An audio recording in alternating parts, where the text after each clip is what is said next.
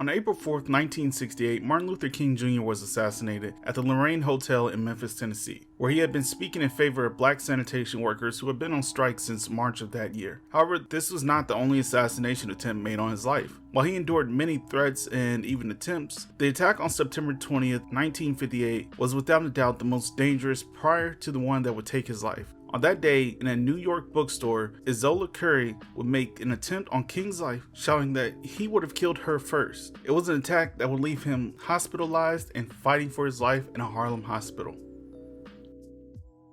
Born in 1916, Izola Ware was one of 8 children who grew up as sharecroppers just outside of Adrian, Georgia.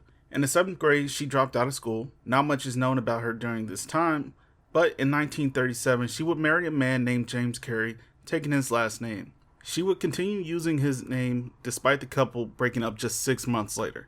Izola would pack up her bags and move to New York City, where she began working as a housekeeper. Several times she would attempt to leave New York and would find work elsewhere. However, she would always return, always as a housekeeper or as a cook. It was during this time in New York that her schizophrenia would begin to take control of her life. Curry began to believe the NAACP was working to torture her, as well as leading people to boycott her, which cost her job opportunities. She would also come to believe that Martin Luther King Jr. and other civil rights leaders were being controlled by the Communist Party. In 1958, she would return to New York one more time. This would also be the time Martin Luther King Jr. was on tour promoting his book, Stride Towards Freedom, The Montgomery Story, which he famously used to outline not only the philosophy of his nonviolent approach, but also the living standards of Black Americans in Alabama at the time, the retelling of stories before and after the Montgomery bus boycotts of 1955 and 1956. While MLK was signing books at Bloomstein's department store in Harlem, Izola Curry skipped the line with a loaded handgun hidden in her bra and a 7-inch steel letter opener in her purse. When she reached the front of the line, she asked, "Are you really Martin Luther King Jr.?" When he told her that he was indeed, she stabbed him with the letter opener. He blocked the first attempt, cutting his hand open. She managed to stab him a second time before she was restrained. King began bleeding profusely. Bystanders rushed to pull the knife from his chest, but were stopped by police officers Philip Romano and Al Howard. Howard was a standout police officer who would later be part of the team that captured the serial killer David Berkowitz, known as the Son of Sam. On this day, Howard would direct people out of the door and arrange for paramedics to come through the back door. This may seem small, but he didn't want the crowd pushing and shoving to cause the letter opener to move. Howard didn't know this, but it was resting on King's aorta.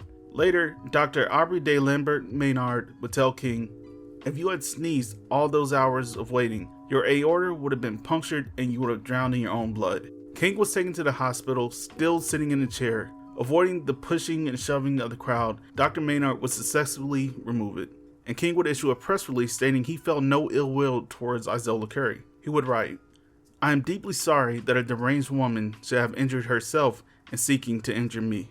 I can say in all sincerity that I bear no bitterness towards her, and I have felt no resentment from the sad moment that the experience occurred. I know that we want her to receive the necessary treatment so that she may become a constructive citizen in an integrated society where a disorganized personality need not become a menace to any man."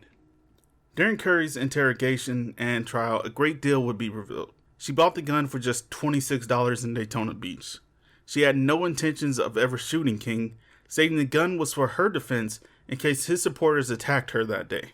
She had not thoroughly planned this attack, as she didn't know King was in the city until the night prior. She had gone to see a Tarzan film and came across a rally he was holding. She shouted some things at King and went about her evening.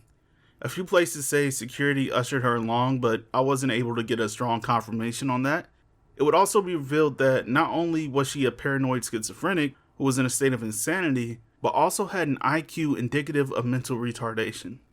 Despite not understanding why she was being charged, she was deemed well enough to stand trial. Obviously, she was unable to help with her own defense. Curry would be found guilty of attempted murder, with testimony from King himself as well as bystanders stating she shouted, she did it, and she was glad about it.